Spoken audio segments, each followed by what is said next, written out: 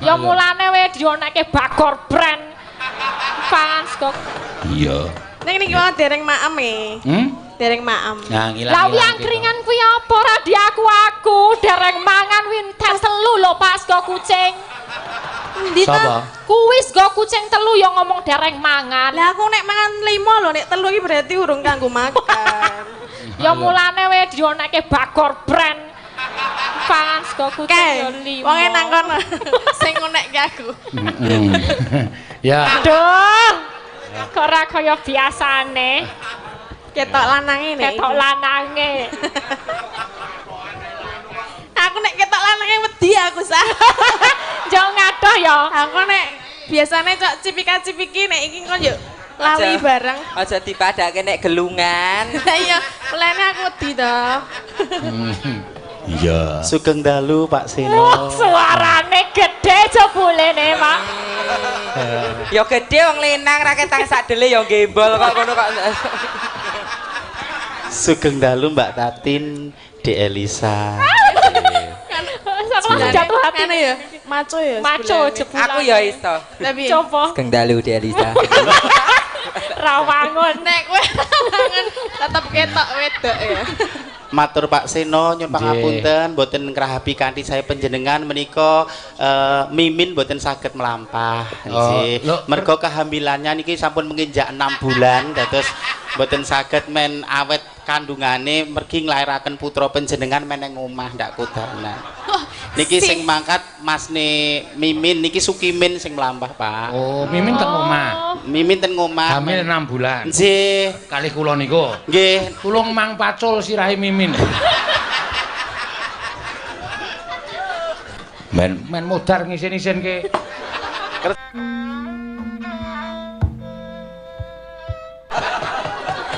Iya. Lah aku yo ora ngerti. Ha padha aku yo. Ning asline ana wonten mriki darah Klaten. Makane ya saiki kaya ngene welok tenan yo. Welok tenan piye? Yo kondang kaloko. Wis pengen nek ngomong aku melu bunek sa. Kondang keloko. Iya. Lah dhek yo pinter basa Jawa. Biyen ki S1-ne sing diangkah ki jurusan pedalangan. Lah mula terus sowan ning nggon aku utawa rawuh ning nggon aku takon karo aku, "Pak, saya itu seneng wayang. Saya ngambil S1 isi Yogyakarta jurusan pedalangan." Lah kowe arep ngopo? Wis, arep mayang. Arep mayang cetha kalah karo sing wong lanang-lanang kuwi. Wong saiki wayang ki kudu ngerti apa jeneng iki suarane iki kudu pas karo wayange. Nek wedok ki ya pancen ana sak ngertiku dalang wedok ki sing kaluka ki Suwargi Bu Harni Sabdowati saka Sragen. Iya, kuwi mergo suarane gedhe. Gedhe ya. Bu Harni ki seneng udut. Mula kowe udut to. Aku ya ngono. Nek udut iso gedhe po? Iso. Udute iso gedhe. Anu apa? Suarane iso gedhe. Iya. Oh iya, ngono sing marai. Berarti nek Pak Seno udut langsung gedhe. Lah ora. Maksudnya nek wong lanang wis ora usah dadak udut, ora usah udut ra apa-apa. Iya, ngono ya mah iya. Terus gagal dhek ora gagal ning lulus ning ya mbuh le ujian piye. Lah kok S2-ne njukuk psikologi. Oh. Psikologi ngopo sak kok njaluk psikologi? Lho aku pengen neliti, Pak. Neliti apa? Psikologi iki neliti wong edan-edan. Lah sing arep tak teliti dalang-dalang kuwi. Lah kok dalang tak anggap edan, omong dhewe, diwangsuli dhewe, nangis dhewe, ngguyu dhewe. Seprene iki dhek dalam rangka neliti aku no. Oh. Nah iya, ki objekku sing paling edan berarti Pak Seno mergane. Dadi objek penelitian psikologi. Ora masalah pokoknya. Tapi ra apa-apa matur sembah nuwun nggih Pak Seno awet panjenengan nika marake kula saged S2. Penelitian S1 nggih Pak Seno, S2 nggih Pak Seno. S1 tentang Pak Seno sing tentang dalang, terus ngerti nek Pak Seno kentir, terus aku njupuk psikologi ben coba engko menawa nek aku njupuk tesis nggo ngobati kentire Pak Seno. Ngono jebul ya tetep kentir ya, ora apa. Jan kudu seniman kudu kentir, aku yo kentir. Soale nek ora satok tambani sing jeneng dalang kuwi iso nambani dhewe. Sing jeneng dalang ki duwe kekuatan yang luar biasa. Oh, sakit to, Pak? Kok canggih? Domongi ora percaya. Wong aku ki carane piye? Lah aku ki kerep kok ditekani wong do njaluk tombo wong edan kuwi. Bener kemana sakit ngaten niku? Iso. Piye? Nambani wong edan minta dudui. Iki apa? Jam. Nah, langsung mari. Wih. Canggih tenan. Tenan. Lah mari wong ngerti dhek nek kuwi jam. Iya. Oh iya ya. Nek tak tutuki iki apa? Lemper. Edan kowe. Nek iki apa jam? Mari. Wis tak anggap mari takon nggo bali. Iya. Bener ya, Mas. Iya. Dadi rasa datang model psikologi kabeh wis lancar. Ngono ya. Heeh. Ayo karo ditembangke podang kuning. Ya. Wonten Pak Tatin. Oh, iki panyunane engko Mbak Tatin akeh sing arep nyuwun. Ya. Podang kuning malih. Mbak Tatin kok gampang. Ya. Lah akeh lho sing ngrasani. Nek omong kagok nek nembang kok penak. Iya. Ngono ya. Lambuk kuwi telake ana apane kuwi. Ya belajar artikulasi ngono lho. Nek nyanyi basa Inggris kae ya wonge gleleng-gleleng kok mergo ngapalke. Heeh. Padane kuwi yo ngene tapi nek ngomong ya bletetot-bletetot. Bletetot-bletetot kuwi piye? Ati.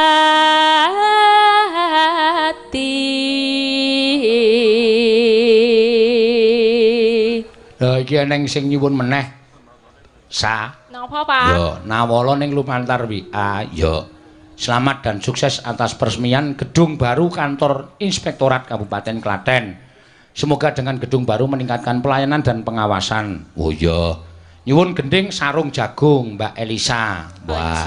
Salam hormat kagem Ibu Bupati Ibu Sri Mulyani saking Tristianto Karangdowo.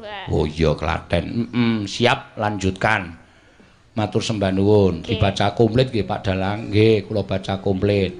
Saweran kagem Mbak Elisa. Pira? 2 juta. Oh iya. Wah, 2 juta. Nggo Pak Seno? Ora ana iki mung saweran nggo kowe 2 juta aku senengane. Kok tumben jujur ya?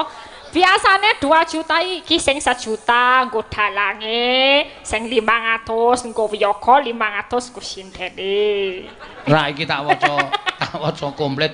Aku bengi iki ora arep ngapusi aku. Iya. Arep jujur aku, du sinden 2 juta. Oh iya. Matur. Oh tak yoga 1 juta. Oh iya. Wis kok gampang. Tok talangi sik ra. Pak Tris niki dalange diparingi nggih. Rasa, wis rasa tok jalukke aku wis di rejekan wis seneng kok. Oh nggih. Niki diganti napa mboten? Rasa terus podang kuning kok apa jenenge sarung jagunge dhewe. Ya.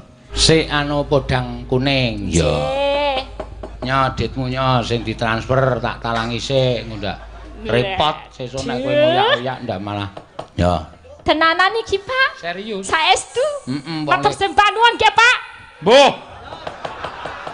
Mbok ya sing alus. Care 2 juta, Pak. 2 juta ki tembunge ndi? 1 2 3 4 5 6 7 8 9 10. Kurang kalih dosa kudune ne. Kurang sedoso malih. Nyonya. Nggih, matur sembah nuwun nggih, Pak. Semeng podang cair niki. Sampun cair Pak Tris. Cair. Pak Seno niki sampun niki. Nah, lho kok tak duduke liwat apa kuwi? Kamera. Oh iya. Men Pak Tristianto iki lenggahe neng ngendi? Jakarta. Ya, asline Karangdowo. Oh iya. Demben nimbali awake dhewe. Iya. Ayo Mas Fajar karo Mas juga sing tunanetra kuwi diaturi tindak panggung. Niki sampun saged mriki, Pak. Monggo. Yo. Kula aturi.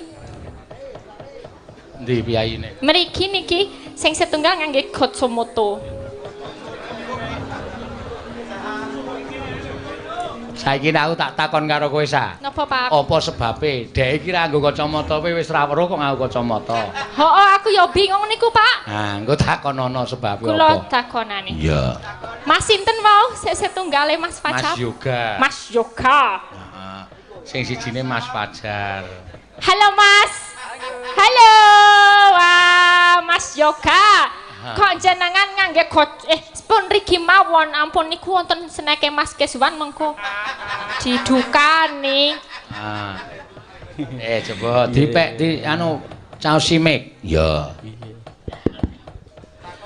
Mas Yoga. Bangga Mbak Ingisa. Waduh kok kenal Sandal lo YouTube po, Mas. Oh, kowe kurang ajar kowe ora.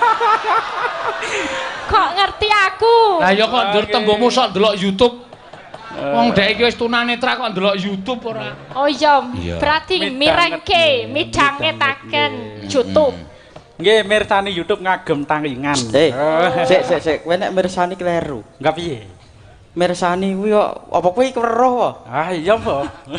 Kok kowe nyawang wong ayu ra ketok. Ah ya ora ketok ya ora apa-apa, penting suarane kok. Hah? Oh, dadi dhek iki sing dindelke suarane. Suara nggih. Ya pancen peka terhadap suara nek wong tunanetra ngono kuwi, Mak. Iya. Berarti nek menurut suara kula niki ayu napa mboten Mas Yoga? Wah, niku ayu. Wah. Nek Bu Prastiwi ayu mboten. Wah, nggih sedaya nggih ayu. Sedaya ayu berarti ngapusi. Ya ana sing elek barang kok. Sing elek sapa kowe kok ngarani kancamu elek iki? Sing elek ya kowe kuwi. Iya. Kok nganggo gojomoto Mas? Ini Napa? napa nggih kadenge pelindung debu. Oh, pelindung debu ben lagi biliben. Kadenge nggih keren lah. Oh, keren. Keren jeng sempeh kuwi. Cong guyu to Mas, nek guyu tambah manis Mas. Madhep rene kowe rene. Nggih, ajeng ngatur napa wau? Ngaturke tetembangan kagem Mbak anu Ibu Bupati. Bupati. Ngaturke apa Mas Wajar kali Mas Yoga? Kala wau ngidam sari. Oh nggih. Wau wonten kesepakatan mbok menawi Mas Yoga ingkang nembang. Nggih, terus sampean ajeng napa? Mas Wajar. Monggo salto. Mboten. Kok salto mah ra iso, Pak. Kok salto mah wingi kecemplung kali, Pak. Ha nggih jelas, sampean ajeng kendang. Nggih. Oh iya, wah apik iki monggo. Nyuwun ngapunten mengke ingkang bawa nggih Mbak Elisa. Dipun bantu Mbak Elisa. Iya, tak bantu Mas lewat sini agak lewat belakang aja. Jangan lewat tempat Mas Keswan. Kowe maju sithik lho kowe le. Nah, ini lewat sini. Terus oh ya ini mic-nya di. Nah, ayo sing weruh-weruh pindah. Sing weruh pindah. Kowe kurang ajar. Karo dulure tuwa kok. Mas Kasim ki sing rumangsa weruh pindah ora.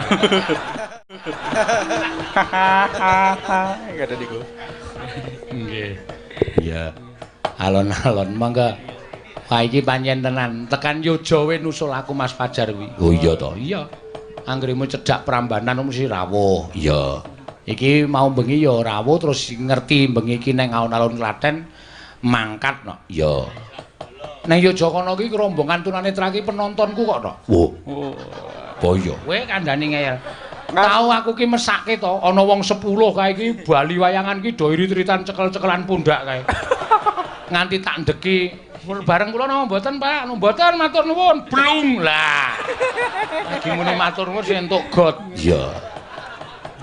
Ayo. Saderengipun nembang kula badhe ngaturaken sangam kagem Pak Seno Nugroho. Nggih. Niki saking rencang kula ingkang streaming wonten ing Kota Mangang. Kocot pundi? Kutha Malang. Nggih.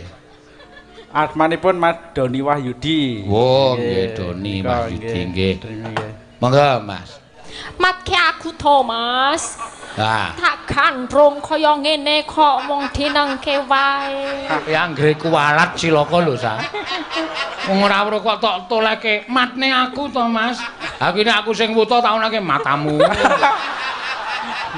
Ki anu jar kendangmu posisine bener ke jar. Engko nek tiwas anu ketak tung-tung yong ngene niku. Ya. Besok kapan katakan cecer lan wong bagus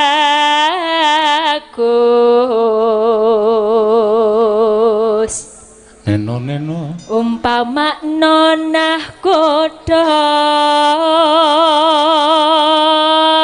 tanpa pegang tanganku kene lho Mas. Nah, ben wangun ya. Ye, luar biasa Mas Yoga. Terima kasih suaranya sing bagus. ngendang ya top, sing ya, nyanyi Mas Fajar ya top. juga ya. luar biasa. Wah, jan nyenengke. Nggih, alhamdulillah niki pamecut kagem para kadang-kadang difabel. Difabel nggih. Nggih, alhamdulillah kula kaliyan Mas Fajar wiwit tas langit wonten ing SCB nate nampi penghargaan. Nalika riyen kula tak rencang kangge Mas Fajar dados anak band. Wah. Riyen pikantuk penghargaan rekor muri grup band termuda se-Indonesia. Wah, tapi tidak perlu. Iya. Nggih, bener. Pokoke kabeh disyukuri mergo menika nikmate Gusti Allah. Ya, matur sembah nuwun Mas Yoga. Nggih. Matur suwun Mas Fajar. Nggih. Monggo. Badhe ndongaaken mugi-mugi tansah laris Pak Seno. Amin. Ya iso ngene kok ya. Ya. Nggih, tansah jaya ngeten mawon. Jaya, amin. Ya. Amin, matur sembah nuwun Mas sedaya. Nyosanya diaturke Mas Yoga karo Mas Fajarnya. Ya. Men dinggo sangu kondur. Ya. Ora apa-apa, wis kono gek dituntun apa ben medun dhewe. Ya. Aja mesake ora pancal-pancalan. Ya, nggih. Alon, ya kowe iki nek ngarep nuntun kok nang mburi. Kok nek nang mburi ngono malah kaya rombongan ra weruh kowe. Iya. Nah, Alon, wis matur sembah nuwun. Iya. Ngendhango kae nek tunanetra ya, Mbak. Saka sapa? Saking manajemen Apri Mimin. Oh. Iya cah iki ya do ngopo. Nyuwun lagu Liwung. Oh nggih, matur sembah nuwun. Ya, engko diaturake dadak nggodit barang ki ya ngopo. Iya. Ora apa-apa, dadak nggodit ki aku ora seneng. Ya tak tampa. Nek karo kaya ngono kok mesti. Ayo Mbak Tatin. Ya, monggo jumeneng ya. Mbak Tatin menko ngaturke apa lelagon? Ya. Nggih, Mbak Tatin.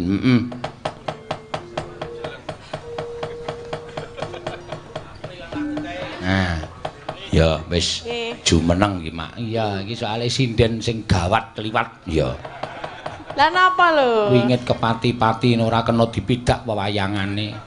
Nesune gampang le angleh angel. Ya, ya wis ora dadi ngopo. Iya. Ya, kowe piye ngopo arep ngaturke apa? Mboten napa-napa, mengajeng Sugeng Dalu tok. Karo? Kalih jenengan.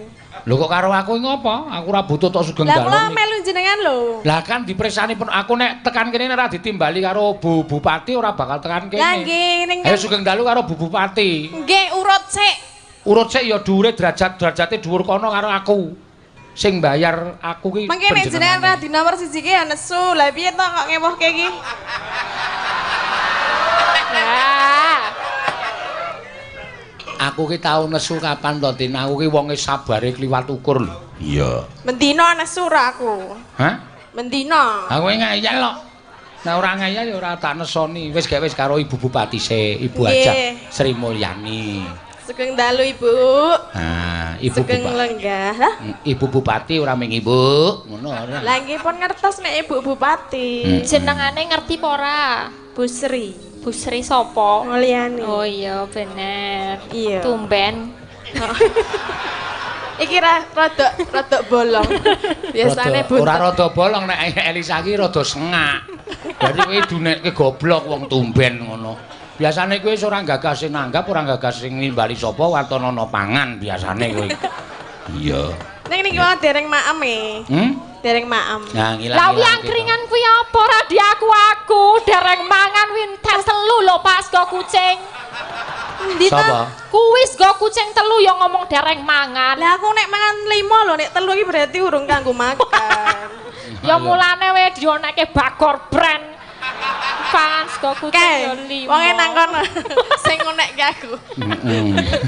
Ya, ki Mbak Tatin iki mau disuwun saka manajemen Mbak Apri, Mbak Mimin. Nggih, napa? Wo, lah iki malah ana tulisane kalian Bu Prastiwi nyuwun liwung. Heeh. Nyuwun liwung karo sisan bae nok kuwi wong loro kon nyanyi sisan. Ya. Ayo lewong Kakak. Ayo Mbak Apri. Yo yo. Oh penontonnya wis do ayo iki. Kowe tak njeloki lho kowe. Nek dekem nang kono. Ayo. Yo Mbak, yo Lek Kimin. Heeh. Ayo Mbah Men. Mbah Men.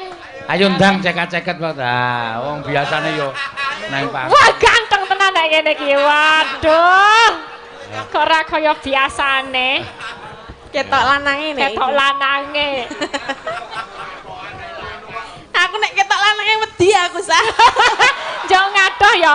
Aku nek biasane cok cipika-cipiki nek iki kok yo lali bareng. Aja dipadake nek gelungan. Iya, mulane aku wedi to. Iya. Sugeng dalu Pak Seno. Suarane gede jebulene, Mak. Ya gede wong lenang ra ketang sakdele ya gembol kok ngono kok. Sugeng dalu Mbak Tatin, De Elisa.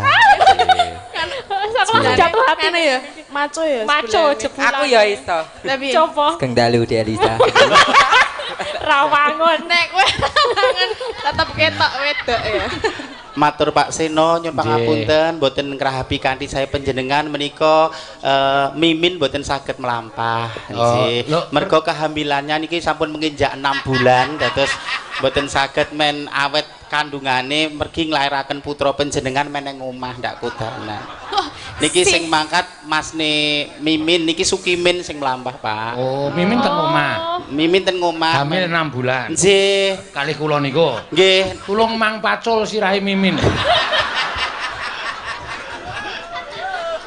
Men modar ngisin-isin ke. Kersanipun wonten generasi penerus ngoten lho dalang Klaten menika. Tus saking Yojo ngoten. Men ana anu persilangan ngono. Nggih. Turas Klaten karo Turas Yojo ngono. Nggih ngaten. Oh ya wis muga-muga lahir kanthi slamet. Amin. So nek lahir aku kabarono ya. Nggih dikabari ngoten. Idake ndase bayine. Bulane dalange ya doyan to. Doyan dengkulmu mlocot ngono. Ameng lambene Sukimin kok tak percaya. Aja tak gelengi mesake wong wedok nang omah kek garbini burung diakoni bojone mesake. Jenenge ya wis ana to. Wis ana. Men mbok cangkeme iki sing apik. Lah kowe iki ngono kuwi menjatuhkan Pak Seno, mosok Pak Seno doyan. Member kok ngono. Malah member. Sugeng rawuh wonten Kitha Klaten bersinar nggih. Kitha 1000 candi, Kitha 1000 umbul, kota 1000 dalan. Dan bentar lagi mau dibikin bunga itu loh, sejuta bunga. Sejuta bunga. Sama Ibu. Lah kuwi mbang-bang kene ning kono. Bang kene. Nah. Nggih. Ayo anu liwung. Ya, diaturake. Pangapunten Ibu Bupati menika putra-putrane nyusul. Bangane tetek ya, Le. Ya ora pri. Kowe iki nek ngendika kaya ngono ki malah ngundur ngetok-ngetokke sampean ki aja sok ngendi. Wong ora tahu. Justru Anda itu mengangkat derajat kaum minoritas. Iya. Lho tenan Mbak Apri, Mbak Mimin ki mengangkat derajat kaum minoritas. Sampeyan iso berbudaya, berkesenian kaya ngoten niku luar biasa. Nek perlu kanca-kancane dijak berkesenian, berbudaya. Dintas saka pinggir dalan. Oh, Pak Seno matur nuwun. Mimin Pak Seno matur nuwun. Arep gowo nek. Arep gowo. Arep aleman. Arep gowo. Kumat. Lah ayo instingnya mengatakan. Nggih, monggo dipun aturaken liwung. Ya. Matur suwun, Mbak. Mbak Apri matur nuwun nggih, walaupun wah sampeyan niku nek karo sedulur jan. Iya. Nggih mumpung ten Klaten lak ngoten. Seneng tenan. Kula saged kados mekaten menika rak saking dorongan panjenengan. Nggih. Nek neng Klaten ya disengkuyung seniman dalang Klaten, seniman kabeh Klaten. Neng Ngayuja disengkuyung Pak Seno lan kanca-kanca dalang Ngayuja. Nggih, sampeyan sakniki wis gleleng jakete we kulit. Iya. Kulit melinju. Ayo. Menika Bupras mboten sekalian. Kalau request Bupras ki ya regane jenengan wong. Aku lagi arep ngelokke Mimine. Berita apa? Jakete kulit melinju, melinjune dikletek. Kletek dikapake ora. Yo, monggo. Oh ya, Mbak Prastiwi. Monggo Bupras nggih. Men maju Mbak Yuku iki sing. Wong wau pun rasan, peh aku ki sing den tuwa arang-arang dideke ngoten niku. Ampun sok ngoten niku Pak Mas. Monggo Bu, monggo. Monggo. Kula nggih sok ngedeke niku. Aku pokoke ora arep omong nek karo wong siji iki. Soale iki lambene wis ra ndek kampas rem. Muni omong celekap-celekap mbuh ngarepe iki ana sapa ora dong wis pokoke. Maksude ngeteke Mbak Mimi. Oh iya. Kula hasrat tembasan. Piye? Bagus ya. Mbok nggih men wonten lho. Apa rumasamu kowe nek ketemu ning Yogyakarta rak nyandang Jawa terus. Saiki deloken lho. Bagus tenan. Mas Sukimen asline kaya ngono kuwi luar biasa, kaya artis tenan. Ngampilastanipun, Bu. Nah. Waduh aku. Deg-degan to, Bu. Nggih. Bales no Bu, tangane bales no. Tua kasih fungsi e. Bu. Wah, wis parah tenan. Yo, ayo diaturake. Mangga. Iki ndak kekompletan. Sa kowe nganu mundur apa? Oke, siap. Kowe leren ben loro wis. Lho kowe ngapa kok mundur dhuwur? Jare kon mundur. Orisa kok. Oh. Elisa. Ya. Elisa. Heeh. Iya. Kleru. Ya. Ya. Penyantet nginggil mboten napa kersane ketinggal saking wingking. Oh nggih. Ngece, Mas. Jenenge ngarep nek aku kerdil to. Iki ndek paguyuban ya ora. Menapa? PSSS iki ya kuwi. Napa niku, Pak? Paguyuban sinden 150 cm. Monggo, yo dados ya.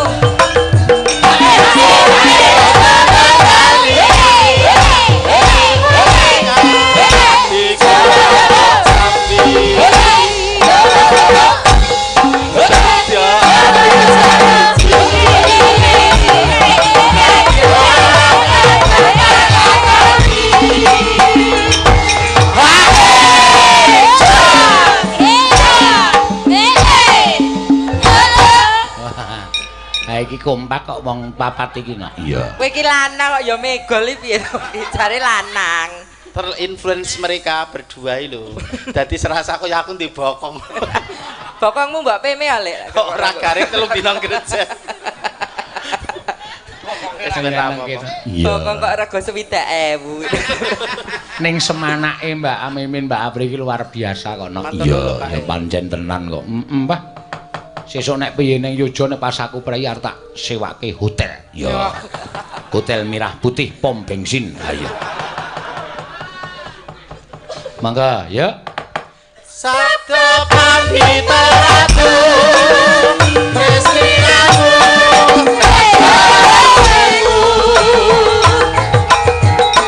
mugi Gusti lelani tresnaku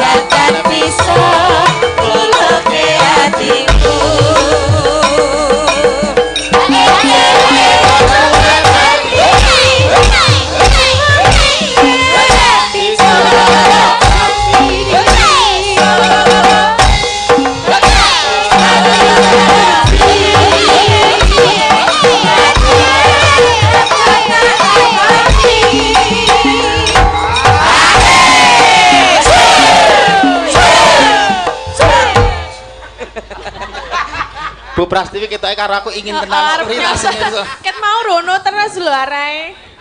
Kono PHP tok Bu Prastiwi iki senengane nggodho. Ditenani ra gelem. Gelem bae aku. Tanda Bu Prastiwi nekat gelem aku. Cah gelemane diganti. Iya, mangga ya ditelaske mangga Mbak. Sabda panditaku wis